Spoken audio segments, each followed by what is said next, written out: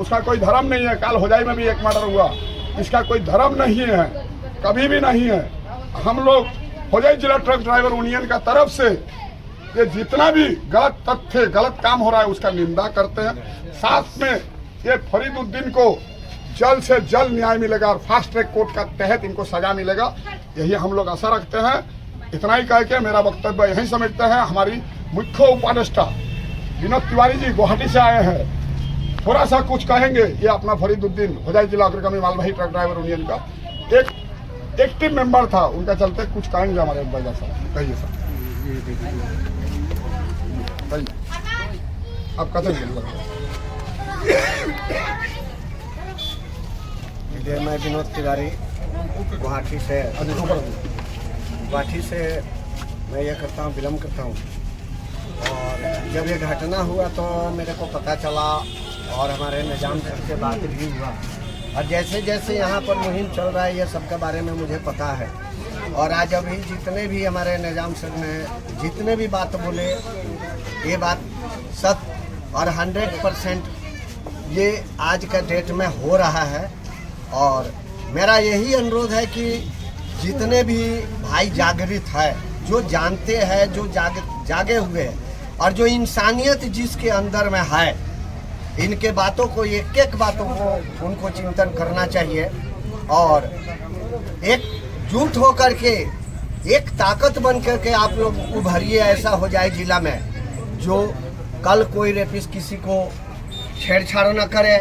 ऐसे घटना कोई निंदनीय है, जो कि ऐसा घटना नहीं होना चाहिए।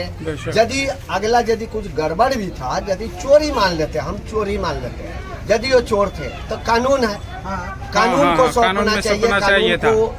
कानून का हक बनता है हर चीज को माने समाधान करने का। इन लोगों ने जो अपने हाथ में जो कानून लिए, ये तो महानिंदनीय घटना है।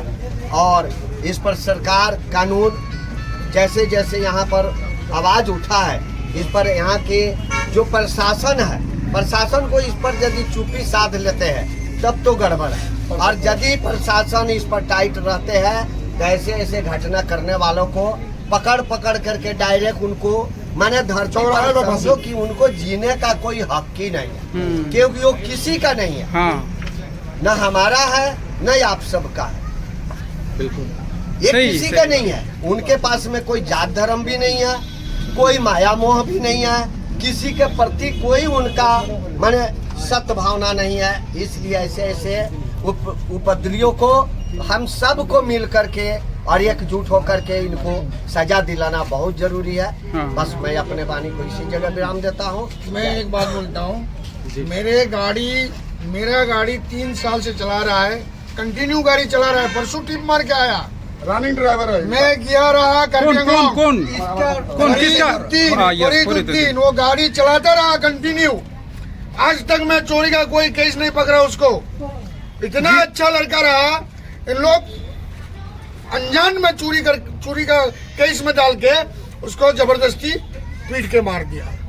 और साथ में इनका ऊपर भी ब्लेम कर रहे हैं जो झूठा है। जिंदगी में वो चोरी कभी भी नहीं हुआ है, चोरी नहीं किया, वो ब्लेम कर रहा है, नहीं करता है चोरी।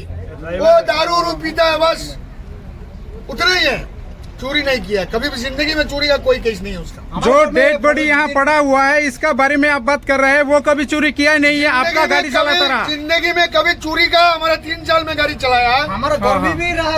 हम कभी भी जिंदगी में उसको चोरी का कोई केस नहीं मिला उसको।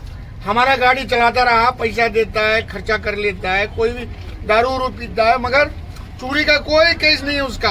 और उन पर चोरी का इंजाम देके उनको मार डाला गया।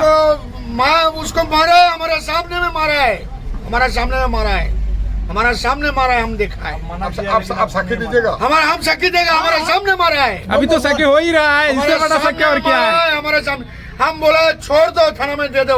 हम 10,000 रुपया दे देगा, वो धीरे धीरे दे देगा पैसा, मगर हमारा सामने मारा है। आपका सामने मारा है? हमारे सामने मारा है, हमारा सामने। अब देखिए साक्षी है बोल के हम देखा है, हमारा सामने मारा है इन लोग।